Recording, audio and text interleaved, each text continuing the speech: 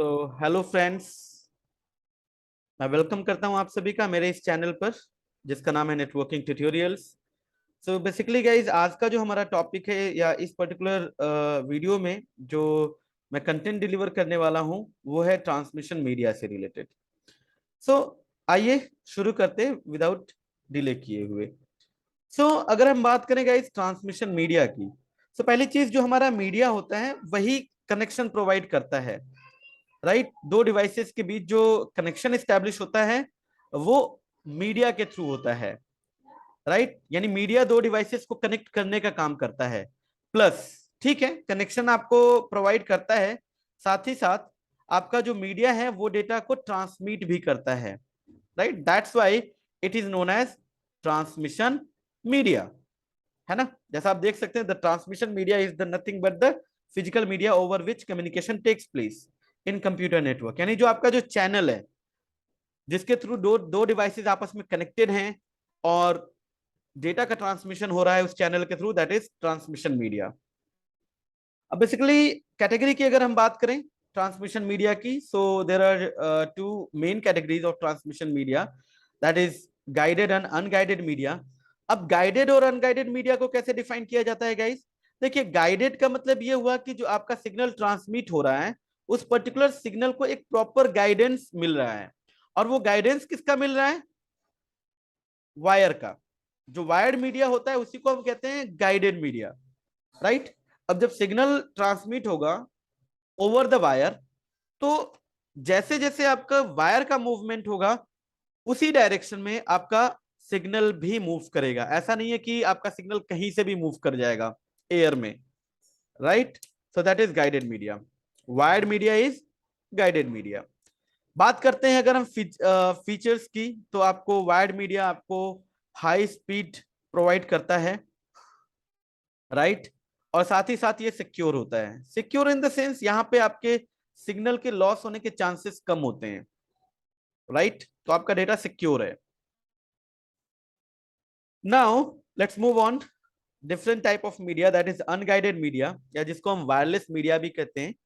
Wireless media जो होता है या जो अनगाइडेड मीडिया होता है, इसमें इसके ऊपर से जब भी डेटा आपका ट्रांसमिट होता है तो एज सच कोई प्रॉपर गाइडेंस नहीं डिफाइन किया गया है सिग्नल के लिए कि आपका जो सिग्नल है वो उसी प्रॉपर डायरेक्शन में मूव करेगा।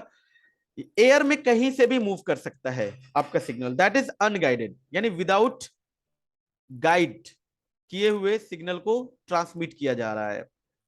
राइट, यहाँ पे जैसे कि कोई फिजिकल मीडियम नहीं होता, ये आपका जो सिग्नल होता है वो इलेक्ट्रोमैग्नेटिक सिग्नल हो सकता है जो कि या होता है जो कि एयर में मूव करता है। अब एयर में वो कहीं से भी मूव कर रहा होगा, that's why that is unguided media. Features की अगर हम बात करें, जैसा कि यहाँ पे जो सिग्नल है वो थ्रू द एयर ब्रॉडकास्ट किया जाता है और ये लेस सिक्योर है क्योंकि इस पे इंटरफेरेंस वगैरह, इंटरफेरेंस का बहुत ज्यादा इफेक्ट पड़ता है इस टाइप के मीडिया पे, वायरलेस मीडिया पे। So that is less secure, data loss होने के चांसेस ज्यादा होते हैं यहाँ पे। और बेसिकली इसको यूज किया जाता है लार्जर डिस्टेंस के लिए। अगर आपको काफी लार्ज डिस्टेंस कवर करना हो, सो लार्जर डिस्टेंस के लिए हम इसको यूज करते हैं। और इसका वायरलेस मीडिया के एक और आपको एडवांटेज मिल जाता है जो कि आपको वायर्ड मीडिया प्रोवाइड नहीं कर पाता। लेट्स से आप ऐसा कह सकते हैं कि जहां पर वायर बिछा पाना पॉसिबल नहीं है, राइट, तो आप वायरलेस के थ्रू कनेक्टिविटी प्रोवाइड करते हो। ठीक है, जैसे अगर आप मोबाइल फोन का ही एग्जांपल ले लो। ठीक है, मोबाइल फोन का एग्जांपल लो आप। मोबाइल फोन जो है वो वायरलेस सिग्नल पे काम करता है। ठीक है, आप कहीं भी मूव कर रहे हो। सबसे मेन जो एडवांटेज मिल जाता है आपका guided over the guided media, अगर हम अनगाइडेड मीडिया की बात करें, सो दैट इज मोबिलिटी।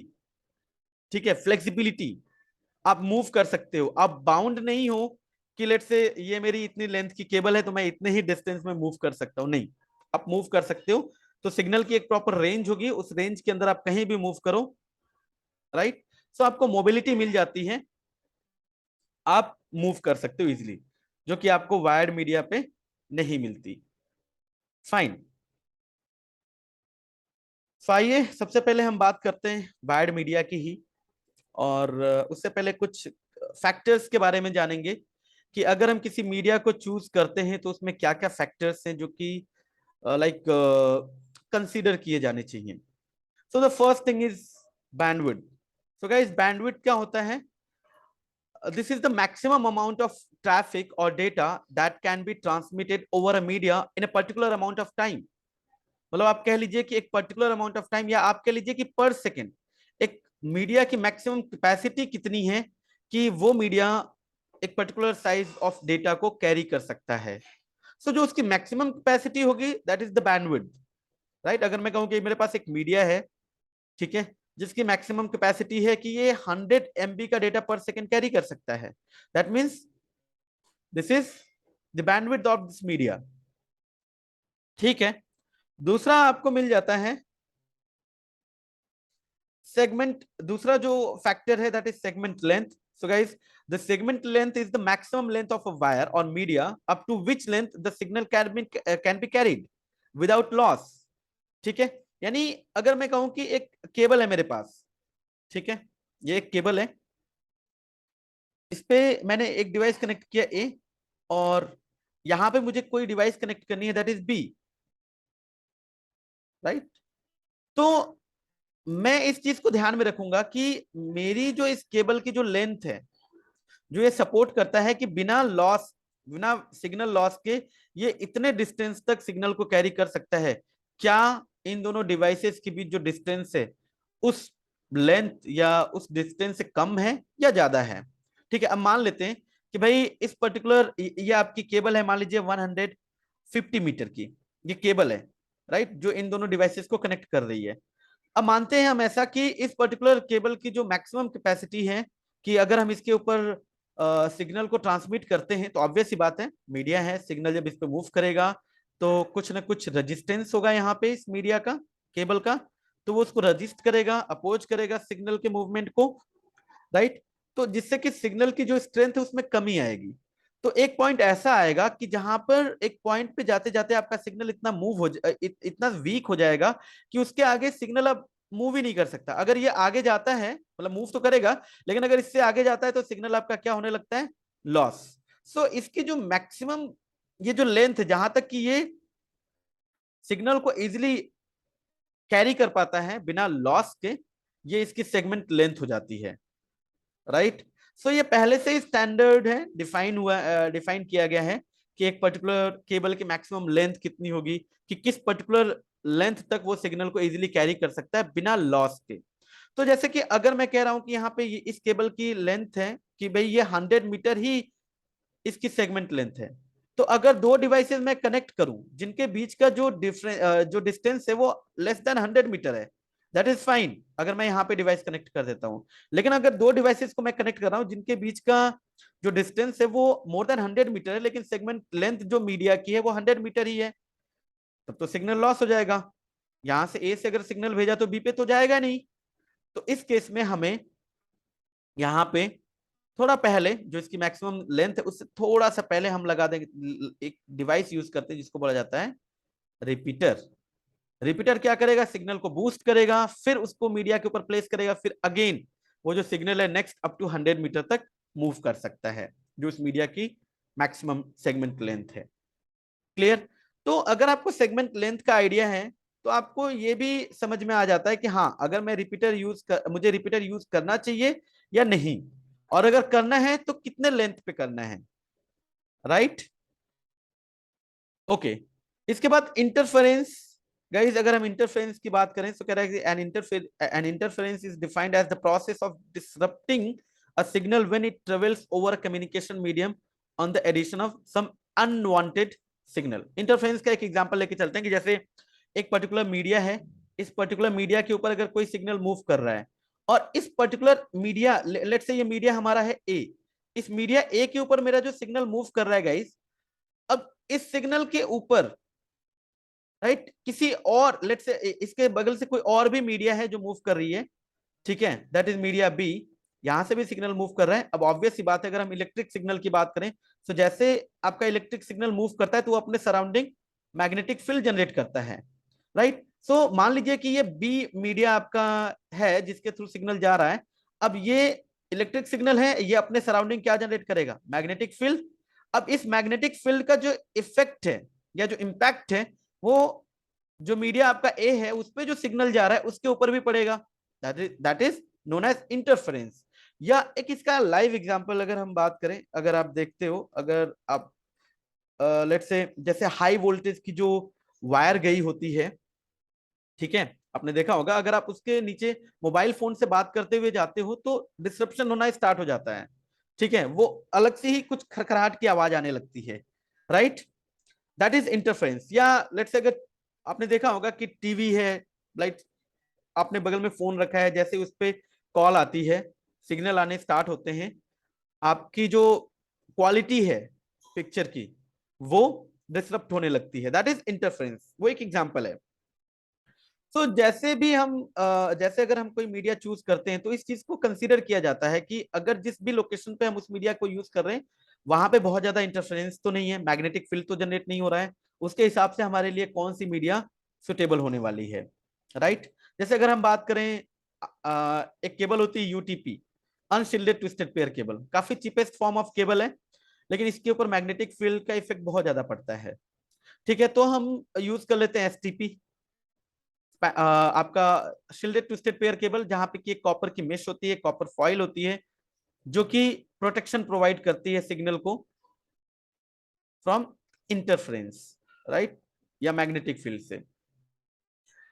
अगर आपको और ज्यादा प्रोटेक्शन चाहिए इन सब चीजों से तो फिर आप फाइबर ऑप्टिक पे जाते हो, ऑप्टिकल फाइबर केबल। अब ऑप्टिकल फाइबर ऑब्वियस सी बात है ये लाइट सिग्नल को कैरी करता है, सो लाइट के ऊपर हमारा मैग्नेटिक फील्ड का इफेक्ट नहीं पड़ता, जनरली इलेक्ट्रिक सिग्नल के ऊपर पड़ता है, सो दैट इज गुड। अगर बहुत ज्यादा अगर मैग्नेटिक फील्ड जनरेट हो रहा है, ठीक है, तो आप वहां पे फाइबर ऑप्टिक आपके पास एक ऑप्शन रहेगा। बट है यस, कॉस्ट बढ़ जाएगी वहां पे, कॉस्टिंग इंक्रीज होगी। कॉस्ट जैसे कि भी मैं बात कर रहा था, different media have different cost. अगर आप मीडिया चूज कर रहे हो तो कॉस्ट को भी ध्यान में रखना होता है, बजट के हिसाब से ही आप मीडिया भी डिसाइड करते हो, राइट। ऐसा नहीं कि नहीं लाओ मैं फाइबर ऑप्टिक यूज करूंगा और पता चला फाइबर ऑप्टिक के चक्कर में जो है कि जितना आपका बजट है, जो आपने प्रोजेक्ट, लेट से आप प्रोजेक्ट ले रहे हो, ठीक है, आपकी कॉस्टिंग ना निकले, फिर क्या फायदा, राइट। अगर मुझे लेट से 1 Gbps की स्पीड चाहिए और इंटरफेरेंस नहीं है तो मैं कॉपर के साथ भी जा सकता हूँ, मैं फाइबर पे क्यों जाऊं। हाँ, अगर मैग्नेटिक फील्ड वगैरह है वहां पे बहुत ज्यादा जनरेट हो रहा है तो आप चले जाओ फाइबर के साथ, ठीक है। Now attenuation, now what is attenuation guys, the loss of energy. देखिए, सिग्नल आपका जब मीडिया के ऊपर मूव करता है तो वो अपनी स्ट्रेंथ को लूज करता है, राइट, ऑब्वियस सी बात है। आपका जो मीडिया है, लेट्स से अगर हम कॉपर मीडिया की बात करें, सो इंटरफेरेंस होगा, ये अपोज करेगा सिग्नल के फ्लो को, जिससे कि उस पे इंटरफेरेंस आपका, सॉरी, जिसपे कि अटेन्युएशन बढ़ जाता है। मतलब देखिए, अटेन्युएशन का सीधा सीधा जो रिलेशन है वो आपके मीडिया के रेजिस्टेंस पे है, कि आपका जो मीडिया है उसका रेजिस्टेंस कितना है। अगर ज्यादा रेजिस्टेंस होगा तो वो ज्यादा अपोज करेगा, तो अटेन्युएशन भी ज्यादा होगा, मतलब जो एनर्जी होगी वो वीक होने के चांसेस ज्यादा रहेंगे, तो वहां पे आपका लॉस ऑफ एनर्जी भी होगा, राइट। और जैसे जैसे डिस्टेंस भी हमारा बढ़ता जाएगा तो सिग्नल की स्ट्रेंथ वीक होती चली जाएगी, राइट, इसीलिए हम रिपीटर यूज करते हैं उसको बूस्ट करने के लिए। Now guys, noise, noise it's like interference का ही आप एक वो समझ लीजिए, एग्जांपल समझ लीजिए कि अगर अनवांटेड सिग्नल्स हमारे ऐड हो रहे हैं, राइट, किसी मीडिया के ऊपर अगर आपका डेटा ट्रांसमिट हो रहा है उसके ऊपर अनवांटेड सिग्नल्स ऐड हो रहे हैं, दैट इज नॉइज, राइट। तो ये सारे फैक्टर्स होंगे जो कि हमें ध्यान में रखने होंगे, इसी के अकॉर्डिंग हम डिसाइड करेंगे कि हमारे लिए बेस्ट मीडिया कौन सी है। और प्लस एक मोबिलिटी, अगर आपको मोबिलिटी चाहिए तो फिर आपको कौन सी मीडिया चूज करनी चाहिए, राइट, जैसे आप मूव कर सको इजिली, तो फिर आप वायरलेस पे जाओगे, ठीक है। बात कर लेते हैं गाइस, यहाँ पे जो फोकस रहेगा इस पर्टिकुलर वीडियो में वो लाइक गाइडेड मीडिया पे ही रहेगा, यानी केबल्स, राइट। सो मीडिया आपका गाइडेड एंड अनगाइडेड, गाइडेड में आपका ट्विस्टेड पेयर केबल आ जाता है, कोएक्सियल केबल है, फाइबर ऑप्टिक है। अनगाइडेड में आपका वायरलेस कनेक्टिविटी जैसे radio wave, microwave frequencies, infrared, satellite communication. तो बात करते हैं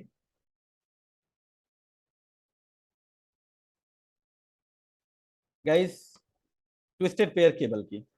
तो जैसा कि नाम से ही आपको पता चला, ट्विस्टेड पेयर केबल यानी यहाँ पे इस केबल में जो वायर्स हैं वो पेयर में होंगे, वो आपस में ट्विस्टेड होंगे, जैसा आप यहाँ पे देख पा रहे हो, राइट, ट्विस्टेड है। अब ट्विस्टेड होने का भी एक लॉजिक है यहाँ पे, राइट, ऐसा नहीं कि ऐसे उसको ट्विस्ट कर दिया गया है। देखिए, अगर ट्विस्ट होता है ना, twist between wires are helpful in reducing noise, electromagnetic interference and crosstalk. क्योंकि देखिए, आपका जो सिग्नल होगा, ठीक है, जो मूव करेगा यहाँ पे, तो वो क्या करता है, अगर यहाँ पे ट्विस्टेड है ना आपके वायर, राइट, तो जो आपका मैग्नेटिक फील्ड यहाँ पे जनरेट होगा, ये इसको यहीं पे क्रॉस कर देगा, राइट। तो मतलब काफी हेल्पफुल होता है, जिससे कि कम से कम मैग्नेटिक फील्ड जनरेट हो और दूसरे मीडिया के सिग्नल पे उसका इफेक्ट पड़े। तो ट्विस्ट का मेन मकसद यही है, राइट। जितने नंबर ऑफ ट्विस्ट ज्यादा होंगे, मतलब नंबर ऑफ ट्विस्ट अगर ज्यादा है, मतलब वहां पे आपको नॉइज और इलेक्ट्रिक मैग्नेटिक इंटरफेरेंस से आपको ज्यादा, मतलब आप कम से कम, मतलब आपका मीडिया जो है वो कम से कम नॉइज वो जनरेट करेगा, मतलब रिड्यूस करेगा नॉइज को, ठीक है, और मैग्नेटिक फील्ड भी कम से कम जनरेट करेगा वो, जिससे कि दूसरे सिग्नल पे इफेक्ट, दूसरे मीडिया के सिग्नल पे कम से कम इफेक्ट पड़े। गाइज, अगर हम इस मीडिया की बात करें तो इसमें दो कैटेगरीज हैं, एसटीपी और unshielded UTP, shielded twisted pair cable, unshielded twisted pair cable. बात करेंगे अभी इन दोनों टाइप के केबल की। इसकी जो सेगमेंट लेंथ होती है गाइज 100 मीटर, जैसे कि मैंने बताया कि एक केबल की मैक्सिमम कैपेसिटी होती है कि किस लेंथ तक वो इजिली सिग्नल को कैरी कर सकता है बिना लॉस के। और उसके बाद अगर ज्यादा डिस्टेंस है, फिर हमें रिपीटर यूज करना पड़ता है, ठीक है। तो इसकी जो लेंथ होती है दैट इज 100 मीटर। और जो कनेक्टर हम लोग यूज करते हैं यहाँ पे लैन में, that is RJ45। This is the RJ45 connector, 8 pin connector. ये आपका 8 पिन कनेक्टर होता है। जैसे पिन नंबर 1 हो जाता है, 2 हो जाता है, 3 है, 4 है, 5 है, 6 है, 7 है, और ये पिन नंबर 8, राइट। अगर आप इस तरीके से कनेक्टर लेते हो, जैसे यहाँ पे है, ये आपने लेफ्ट हैंड में इस तरीके से कनेक्टर पकड़ा है, तो आपकी जो पिन की काउंटिंग होगी वो थंब की साइड से होगी, 1 2 3 4 5 6 7 8। तो टोटल ये 8 पिन के का आपका कनेक्टर होता है। और इसमें वायर भी 8 होती है, 4 पेयर्स होते हैं आपके, राइट, ठीक है। तो जैसा कि हम बात करते हैं शील्डेड और अनशील्डेड ट्विस्टेड पेयर केबल की, तो देखिए shielded pair twisted pair cable में क्या होता है, कह रहा है कि each cables were wrapped with the metallic foil to insulate the pair from the electromagnetic interference. It provides more security and transfer speed because this shield reduce the data's electromagnetic field. Cheapest form of network cable. This is not the cheapest form of cable. This is the cheapest form of cable, unshielded, right? UTP। देखिए, STP में क्या होता है कि यहाँ पे एक metal की शील्ड होती है, एक कॉपर फॉइल होती है, जो कि प्रोटेक्शन प्रोवाइड करती है दोनों दोनों टाइप के मैग्नेटिक, इलेक्ट्रोमैग्नेटिक, आप कह लो सिग्नल जो जनरेट होता है उससे, दोनों डायरेक्शन में। यानी अगर बाहर से किसी ने मैग्नेटिक फील्ड जनरेट किया, तो उससे प्रोटेक्शन प्रोवाइड करेगा इस सिग्नल पे, इस मीडिया के ऊपर जो सिग्नल मूव कर रहा है, और ये भी तो सिग्नल मूव कर रहा है, लेके जा रहा है, कैरी कर रहा है, ये भी मैग्नेटिक फील्ड जनरेट कर रहा है, तो उसका इफेक्ट किसी और के ऊपर ना पड़े, right. This is why the metal shield is used. अब यहाँ पे ऐसा भी हो सकता है कि यहाँ पे मल्टीपल फॉइल्स भी हो सकती है। हो सकता है कि यहाँ पे एक आउटर मेन फॉइल हो, इसके अंदर जो आपके वायर्स हैं पेयर में, उन सबके लिए सेपरेट सेपरेट फॉइल भी हो। ऐसा भी हो सकता है कि हर एक पेयर के लिए सेपरेट फॉइल, और सारे पेयर्स को मिलाकर एक फॉइल, राइट। नाउ अनशील्डेड की अगर हम बात करते हैं गाइस, तो सो अनशील्डेड जो होता है, इसमें कोई कॉपर फॉइल नहीं होती है। This is the cheapest form of cable, right. और अनशील्डेड या अगर हम शील्डेड दोनों की बात करें, तो इसमें इस मीडिया को यूज करके हम लोग अप टू 40 Gbps तक अचीव कर सकते हैं। तो बैंडविड्थ हमें ये प्रोवाइड करता है। लैन में जो हम यूज कर रहे हैं, इसको लैन में यूज किया जाता है, अप टू 40 Gbps तक हम इसको, इससे हम अचीव कर सकते हैं बैंडविड्थ, राइट। हाँ, अब डिफरेंसेस की अगर बात की जाए शील्डेड और यूटी अनशील्डेड में, तो शील्डेड पे अगर आपका जो डेटा मूव करेगा वो सिक्योर होगा, क्योंकि उस पे मैग्नेटिक फील्ड का इफेक्ट कम पड़ेगा, जबकि अनशील्डेड पे कोई प्रोटेक्शन नहीं है, कोई कॉपर फॉइल नहीं है, तो इसके ऊपर मैग्नेटिक फील्ड का इफेक्ट बहुत ज्यादा पड़ता है। तो जहां पे आपको लगता है कि नहीं मैग्नेटिक फील्ड नहीं है, आप जो है कि अनशील्डेड के साथ जाओगे, लेकिन लगता है कि नहीं अगर मैग्नेटिक फील्ड का यहाँ पे इफेक्ट है उस लोकेशन पे जहां पे आप मीडिया यूज कर रहे हो, तो आप शील्डेड के साथ चले जाओ, शील्डेड मीडिया आप यूज करो। अगर आपको लगता है कि नहीं बहुत ज्यादा है, then fibre, right. Most commonly जो यूज केबल होता है लैंड में गाइस, वो यही होता है, यूटीपी केबल, सबसे ज्यादा यूज होने वाला cheapest form of cable. Shielded cable इससे थोड़ी सी महंगी होती है, थोड़ी नहीं मतलब काफी महंगी होती है, वो डिपेंड करता है कि आप किस कैटेगरीज को यूज करना चाहते हो। तो आइए बात करते हैं, इसमें डिफरेंट कैटेगरी की केबल्स हैं। तो the first one is cat one cable, जो कि अप टू 1 Mbps प्रोवाइड करती है। ये यूटीपी टाइप की केबल होती थी, इस पे सिर्फ वॉइस का सिग्नल जाता था, पहले ओल्ड टेलीफोन नेटवर्क में इसको यूज किया जाता था। फिर इसके बाद आया कैट टू केबल, गाइज ये वॉइस के अलावा डिजिटल सिग्नल भी कैरी कर सकता है, इसको भी टेलीफोन नेटवर्क में यूज किया जाता है, प्लस एक नेटवर्क हुआ करता था टोकरिंग, इसको वहां पे यूज किया जाता था, टोकरिंग नेटवर्क, यूटीपी केबल है ये। Cat three up to 10 Mbps, 100 metre इसकी सेगमेंट लेंथ है, इसको टोकरिंग और इथरनेट नेटवर्क दोनों में यूज किया जाता है। जैसे कि अगर हम बात करेंगे आगे चल के different type of LAN technology, तो उसमें एक टोकरिंग नेटवर्क होता है, एक टोकन बस होता है, एक एफडीडीआई है, एक इथरनेट है। सो टोकरिंग में, टोकरिंग की जो स्पीड होती है वो 4 to 16 Mbps की होती है, 4 to 16 Mbps। तो हम कैट टू केबल भी यूज कर सकते हैं, कैट थ्री और कैट फोर भी यूज कर सकते हैं। कैट फोर आपका बेसिकली यूज ही होता था इसी के लिए, टोकरिंग के लिए, अप टू 16 Mbps तक की बैंडविड्थ प्रोवाइड करता था ये। देन इसके बाद आया हमारा फास्ट इथरनेट, जिसमें कि 100 Mbps में मिलती है। सो जो केबल यूज कर रहे होते थे कैट फाइव, ये यूटीपी केबल होती थी अनशील्डेड, फाइन। वैसे तो चाहे हम कि इससे हम 100 Mbps अचीव कर ही रहे हैं, इसको इथरनेट में मतलब जो 10 Mbps इथरनेट नेटवर्क होता था उसमें भी इसको यूज किया जाता था, 100 Mbps के लिए भी, और इसको टोकरिंग में भी यूज कर सकते हैं। नाउअडेज गाइस आपको कैट फाइव टाइप की केबल नहीं मिलेगी, ठीक है। जो हमें जो केबल नाउअडेज मिलेंगी या जो हम लोग यूज करते हैं वो यहाँ से स्टार्ट होती है, लेट्स से कैट फाइव ई, ठीक है। अप टू 1 Gbps इसकी बैंडविड्थ रहने वाली है, 100 मीटर। इसमें यूटीपी और एसटीपी दोनों टाइप की केबल होती है, ठीक है। आप इसको 10 Mbps फास्ट इथरनेट 100 Mbps और गीगाबिट 1 गिग के लिए भी यूज कर सकते हो। फिर cat six up to 10 Gbps, ये भी केबल गाइज यूटीपी और एसटीपी दोनों टाइप की होती है, ठीक है। बट यहाँ पे इसकी अगर हम लेंथ की बात करें, ठीक है, वैसे तो इसका सेगमेंटल लेंथ इतना है 100 मीटर, लेकिन अगर आप 100 Mbps के अकॉर्डिंग यूज करना चाहो तो, लेकिन अगर आप 10 गिग मीडिया में इसको 10 गिग नेटवर्क में इसको यूज करते हो तो ये आपको 55 मीटर्स की लेंथ प्रोवाइड करता है। Same cat six A up to 10 Gbps provide करता है, राइट। देखिए अगर जैसे कैट सिक्स की बात करें, अगर 1 Gbps में यूज करते हैं या 100 Mbps के लिए यूज करते हैं तो 100 मीटर इसकी सेगमेंट लेंथ हो सकती है, लेकिन अगर आप इसको 10 गिग के लिए यूज करोगे तो 55 मीटर इसकी लेंथ होगी। सेम कैट सिक्स ए के लिए, वैसे तो अगर आप 1 Gbps के लिए इसको यूज करते हो, जिसको हम गीगाबिट इथरनेट बोलते हैं, वहां पे आपको 100 मीटर की लेंथ मिल जाती है, और अगर इसी को आप 10 गिग के साथ लेके जाते हो तो ये आपको 55 मीटर की सेगमेंट लेंथ प्रोवाइड करता है। Cat seven up to 10 Gbps 100 metres, right. ये एक्चुअल मीडिया है कैट सेवन, जिससे कि हम 10 Gbps के इथरनेट नेटवर्क में भी 100 मीटर तक की सेगमेंट लेंथ अचीव कर पाते हैं। इसके बाद गाइस लेटेस्ट में आपका कैट एट है, जो कि आपको 40 Gbps तक प्रोवाइड करता है, 100 मीटर की लेंथ है, ठीक है। बट यहाँ पे थोड़ी लेंथ जो है कि इसकी डिक्रीज हो जाती है, राइट। धीरे धीरे और भी चीजें क्लियर होंगी जब बाकी चीजें हम लोग डिस्कस करेंगे आगे लैंड टेक्नोलॉजी से रिलेटेड। अब यहाँ पे बात कर लेते हैं कि अगर हमारे पास कोई RJ45 का कनेक्टर होता है तो उसकी मैक्सिमम लेंथ कितनी हो सकती है, सॉरी कितने टाइप की होती है। स्ट्रेट थ्रू केबल होती है गाइस, और एक क्रॉस ओवर केबल होती है, और एक रोल ओवर। रोल ओवर तो जो है कि आपकी बनी बनाई मिल जाती है, जो हमारी जो कंसोल केबल होती है, जिससे कि हम राउटर या स्विचेस स्विचेस का कंसोल लेते हैं और उसको एक्सेस करके कॉन्फ़िगर करते हैं। बट कनेक्टिविटी के लिए जो हम केबल यूज करते हैं guys, that is straight through और क्रॉस ओवर केबल।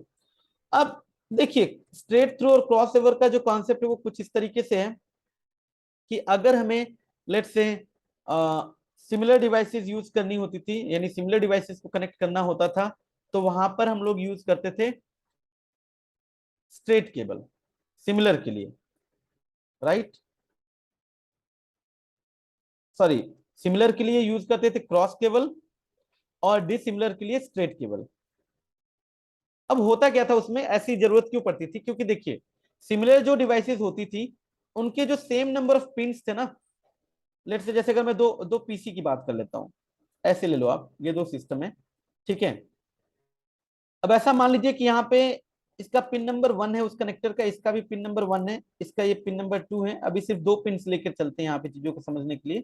ये पिन नंबर 2, अगर मैं कहूँ दोनों का ही पिन नंबर 1, क्योंकि सिमिलर डिवाइसेस है, इसका भी ये ट्रांसमिट होगा, इसका भी ये ट्रांसमिट होगा, इसका भी ये ट्रांसमिट होगा, और इसका भी क्या है, सॉरी, इसका ये रिसीव होगा पिन नंबर 2 वाला, और यहाँ पे भी रिसीव होगा। अब आप खुद सोचो, अगर 1 को 1 से कनेक्ट कर देते हो, स्ट्रेट कनेक्टिविटी अगर आप रखते हो, और 2 को 2 से कनेक्ट कर देते हो, तो ट्रांसमिट ट्रांसमिट पे जाएगा, रिसीव रिसीव पे, क्या कोई कम्युनिकेशन होगा?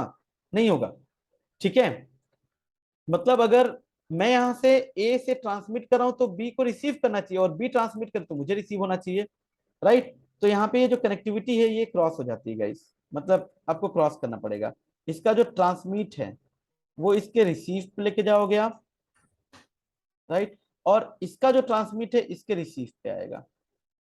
तो दैट इज क्रॉस केबल, ठीक है। ये एक्चुअली पुराना एक मेथड था जिसमें कि या जो लिगेसी हमारे इंटरफेसेस होते थे उसमें इसी तरीके का कॉन्सेप्ट यूज होता था, बट अभी जो इंटरफेसेस मिलते हैं आपको वो ऑटो एमडीएक्स होते हैं गाइस, वो ऑटोमेटिकली मीडिया को डिटेक्ट कर लेते हैं।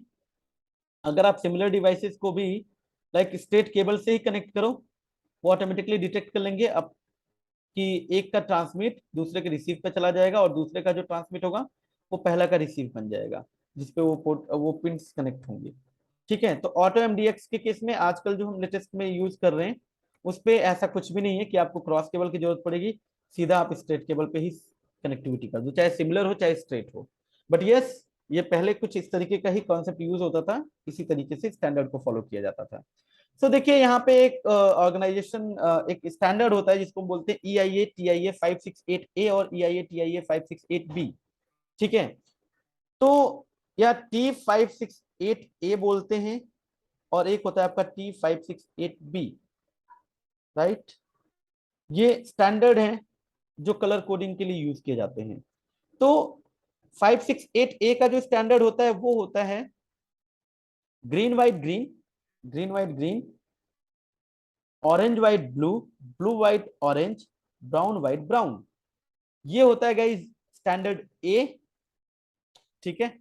अगर हम बात करें स्टैंडर्ड बी की, तो स्टैंडर्ड बी में क्या होता है guys, orange white orange, green white blue, blue white green and brown white brown. ये स्टैंडर्ड बी है।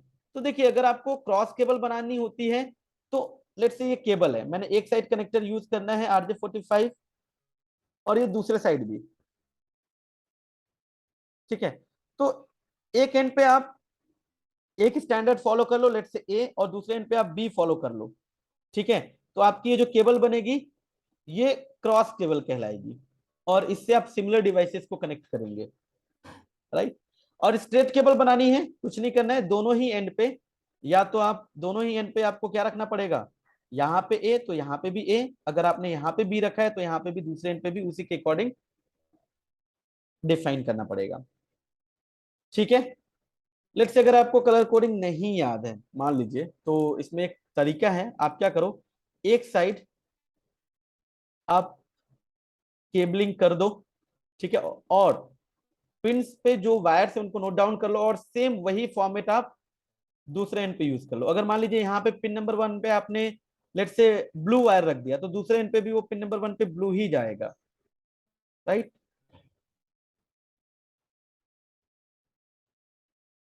वैसे तो हम लोग स्टैंडर्ड फॉलो करते हैं, एक साइड ए और दूसरे साइड बी, तो क्रॉस केबल बन जाएगा, और दोनों साइड अगर हमने सिमिलर ले लिया तो स्ट्रेट केबल बन जाएगा, ठीक है। ये तो रही बात यूटीपी और एसटीपी केबल की। नेक्स्ट जो हमारा है गाइस, कोएक्सियल केबल की बात कर लेते हैं। सो कोएक्सियल केबल में क्या होता है, ये आप देख पा रहे हैं, ये कोएक्सियल केबल है। इसमें कह रहा है coaxial cables that has to wires of copper, ठीक है, दो है, ये दिख रहा है आपको, ये कॉपर का ये, और इसके ऊपर एक और, राइट, जो कि कॉपर की मेश होती है, राइट। इस पर्टिकुलर मेश को देने का यहाँ पे मेन मकसद ये है कि एक तो जो सिग्नल जो मूव करेगा वो तो इससे करेगा, ये जो कोर है ये जो है कि प्रोटेक्शन प्रोवाइड करने के लिए मैग्नेटिक फील्ड से, इंटरफेरेंस से। और ये आपका आउटर जो होता है कवर, और जो इंटरनल ये जो इंसुलेटर होता है, ठीक है, ये आपका जो होता है पीवीसी, पॉलीविनाइल क्लोराइड, टेफ्लॉन का बना होता है, राइट। तो जैसा कि आप देख पा रहे हैं, coaxial cables that has to wires of copper, the core wire lies in the center and it is made of solid conductor. The core wire is enclosed in insulating sheet, है ना। और आपका ये कॉपर का mesh जो outer है, right. और इसको ऊपर से प्लास्टिक कवर, ये टेफ्लॉन का बना होता है। जनरली इस टाइप की केबल को लैन में अगर हम यूज करते थे नेटवर्किंग, कंप्यूटर नेटवर्क में, तो दो टाइप की केबल यूज होती थी, जिसको एक तो RG8 जिसको बोला जाता है, और एक होता है आपका RG58। RG stand for radio government 8 and 58। ये इसका कनेक्टर है guys, BNC connector, British novel connector, ठीक है। और एक BNC T टाइप भी कनेक्टर होता है, बात करेंगे इसकी आगे चल के नेक्स्ट वीडियो में जब हम लोग लैन टेक्नोलॉजीज के बारे में पढ़ेंगे, राइट। अब इस यहाँ पे मेन फोकस मीडिया पे ही रहने वाला है। तो देखिए, ये थिननेट और थिकनेट, ये दो केबल होती थी। थिननेट आपका जो होता है इस दैट इज RG58 केबल, ठीक है। और थिकनेट जो होता है आपका RG8 केबल, ठीक है। देखिए थिननेट में कह रहा है कि जो केबल का जो डायमीटर डायमीटर होता है वो 0.25 इंचेस का होता है थिननेट में, राइट। और थिकनेट में जो होता है वो 0.5 इंचेस का होता है, यानी वो थोड़ी थिक होती है केबल। और यहाँ पे ये जो केबल है गाइस, अगर हम थिननेट या थिकनेट की बात करें, सो थिननेट कोएक्सियल केबल जिस जिस जो कि RG8 केबल होता है आपका, ठीक है, ये एक लैन की टेक्नोलॉजी होती थी जिसको हम बोलते थे 10/2। बात करेंगे इसके बारे में। तो 10/2 टाइप के नेटवर्क में इसको यूज किया जाता था, लैन नेटवर्क में। 10 Mbps बेस बैंड सिग्नलिंग, और 2 मतलब 200 मीटर को रिप्रेजेंट करता है जो उसका सेगमेंट लेंथ होता है। सो एग्जैक्टली ये 200 नहीं होता है, ये 185 मीटर होता है, बट ओवरऑल हम इसको लेके चलते हैं कि हाँ मतलब 200 metre, right. BNC connector use होता है, बस टोपोलॉजी फॉर्म होती थी इसमें, यानी एक केबल होती थी ये, इसी पे सारे डिवाइसेस को कनेक्ट कर दिया जाता था। और यहाँ पे एक BNC T type connector use करके इनको कनेक्टिविटी प्रोवाइड कर दी जाती थी। और यहाँ दोनों एंड पे एक टर्मिनेटर यूज कर लिया जाता था BNC का ही, ताकि जो सिग्नल यहाँ एंड पे आए उसको ये एब्जॉर्ब कर सके आपका टर्मिनेटर। अदरवाइज इसी पे मूव करता रहेगा और ये चैनल बिजी मिलेगा और डिवाइसेस जो है कम्युनिकेट नहीं कर पाएंगे। तो यहाँ पे टर्मिनेटर यूज होता है, ठीक है। तो यहाँ पे आपकी एक कोएक्सियल केबल यूज हो रही है, ठीक है, thinnet, right. BNC T connector use होता है, BNC कनेक्टर। इसके बाद थिकनेट, ये भी लैन में यूज होने वाली एक कोएक्सियल केबल थी। और इसके लिए जो हम टेक्नोलॉजी यूज जिस टेक्नोलॉजी में इसको यूज करते थे उसका नाम था 10/5। 10 Mbps बेस बैंड सिग्नलिंग, और 5 मतलब 500 मीटर।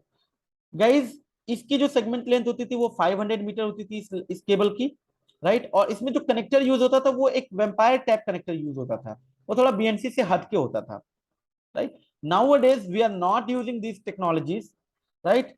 सो ठीक है, यूज में नहीं है, बट थोड़ा सा आपको आइडिया होना चाहिए। ओके, तो इसकी 200 मीटर मतलब 185 सेगमेंट लेंथ, और इसकी जो होती है वो 500 मीटर। ये इसको थिननेट में यूज किया जाता था, इसको थिकनेट में, राइट। 10 Mbps लिगेसी टेक्नोलॉजी, ठीक है। इसके अलावा भी कुछ कोएक्सियल केबल्स होती हैं, जैसे RG6 और एक RG59। आप देखते हो जैसे जो आपका जो ब्रॉडबैंड कनेक्शन होता है जो कोएक्सियल पे जाता है, यहाँ पे हमें 450 Mbps तक की स्पीड मिल जाती है। या आप देखते हो जो आपका जो डिश टीवी का जो कनेक्शन होता है वो भी कोएक्सियल पे ही होता है, राइट। तो उनमें जो है यही RG6 RG59 टाइप की केबल को यूज किया जाता है। बट कंप्यूटर नेटवर्क में सिर्फ ये दो केबल्स यूज होती थी। Now let's move on fibre optic cable. So fibre optic cable जो होता है गाइस, अच्छा एक चीज और मैं यहाँ पे क्लियर करते हुए चलूं कि इससे पहले की जो केबल्स थी, मतलब कोएक्सियल केबल हो चाहे ट्विस्टेड केबल, पेयर केबल, वो कॉपर केबल की कैटेगरी में आते हैं, और वहां पे जो सिग्नल मूव होता है वो इलेक्ट्रिक सिग्नल होता है। ठीक है, अब बात करते हैं फाइबर की। तो फाइबर में क्या होता है गाइस, देखिए fibre optic cables are network cables with fibre glass strand inside an insulated enclosure. जैसे कि आप यहाँ पे देख पा रहे हो स्क्रीन पे।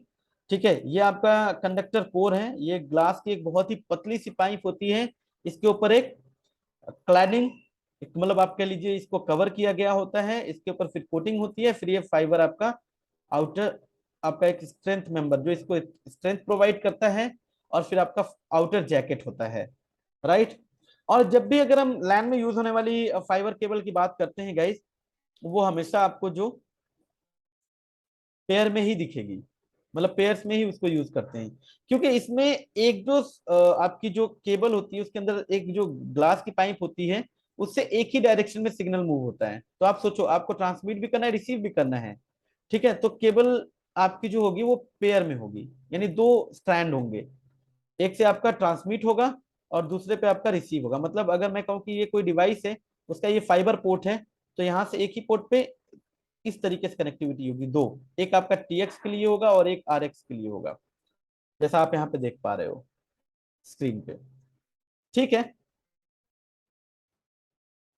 सो चलिए आगे मूव करते हैं। अब चूंकि ये फाइबर जो केबल होती है गाइस, ये सिग्नल को लाइट के फॉर्म में कैरी करने का काम करती है, यहाँ से लाइट सिग्नल मूव होता है। और ये जो ग्लास कोर होता है, इसके अंदर गाइस कोटिंग की गई होती है, और एक्चुअली जो सिग्नल को ट्रांसमिट करने के लिए जो मैकेनिज्म यूज किया जाता है, that is total internal reflection. यानी लेट से ऐसा कुछ है कि ये ग्लास का कोई सरफेस है, यहाँ से ये आपका सोर्स होगा जो लाइट जनरेट करेगा। अब ये आपका लेजर भी हो सकता है, मतलब एलईडी सोर्स भी हो सकता है, और लेजर लाइट भी हो सकती है। ठीक है, तो इसके एक सरफेस पे डलेगा, और ये जो लाइट होगी ये यहाँ से रिफ्लेक्ट होगी दूसरे सरफेस पे, ऐसे रिफ्लेक्ट होते हुए आगे मूव करती है, राइट। तो इस लाइट का जो सोर्स है वो लेजर भी हो सकता है, एलईडी भी हो सकता है। बात करेंगे कहाँ पे लेजर को यूज किया जाता है और कहाँ पे एलईडी को यूज किया जाता है। देखिए, अब इसकी दो कैटेगरी है, single mode and multi mode. Guys single mode में क्या होता है कि जो कोर है, राइट, इसमें से देखो सिग्नल का डायरेक्शन तो एक ही होगा, सिग्नल का डायरेक्शन एक ही होगा, राइट, एक ही डायरेक्शन में सिग्नल मूव करेगा। लेकिन अगर हम सिंगल मोड की बात करें तो सिंगल मोड में एक ही सिंगल ही सिग्नल आपका मूव करेगा, सिंगल लाइट सिग्नल ही आपका मूव करेगा, राइट। यही अगर हम मल्टी मोड की बात करें, तो देखिए मल्टी मोड के केस में क्या होगा, मल्टीपल लाइट सिग्नल्स आपके मूव करेंगे मल्टीपल फ्रीक्वेंसीज के ऊपर। लेट्स मैं कलर अलग अलग यूज कर लेता हूं, ऐसे मल्टीपल लाइट सिग्नल्स आपके मूव करेंगे। ठीक है, और क्या डिफरेंसेस है यहाँ पे कि जो आपका सिंगल मोड होता है ना, उसका जो कोर होता है, ये ग्लास का जो कोर होता है ये, ठीक है, इसके अंदर का जो होल होता है वो आपका 8 या 9 माइक्रोन का होता है, राइट। और जो मल्टी मोड होता है, चूंकि देखो मल्टीपल सिग्नल ये कैरी कर रहा है, सो ये आपका 52 62.5 माइक्रोन का होता है। मतलब ये अंदर का जो ये कोर है, अगर मैं कहूँ कि ये लेट से ये पाइप है, ये पूरा आपका ये हो गया, और ये अंदर का ये होल है, यहाँ से यहाँ तक, कलर भी यूज कर लेता हूँ डिफरेंट। ठीक है, ये अंदर का होल है, तो इस होल का डायमीटर सिंगल मोड के केस में 8 या 9 माइक्रोन का हो सकता है, और मल्टी मोड के केस में इसकी थोड़ी सी चौड़ाई बढ़ जाती है, जो कि 50 और वो 62.5 माइक्रोन का हो सकता है ये। लेकिन ये जो पूरा का पूरा जो ये जो ग्लास है, इसका जो पूरा जो डायमीटर यहाँ से लेकर यहाँ तक का होगा ना, वो दोनों के केस में 125 माइक्रोमीटर ही होता है, माइक्रोन ही होता है।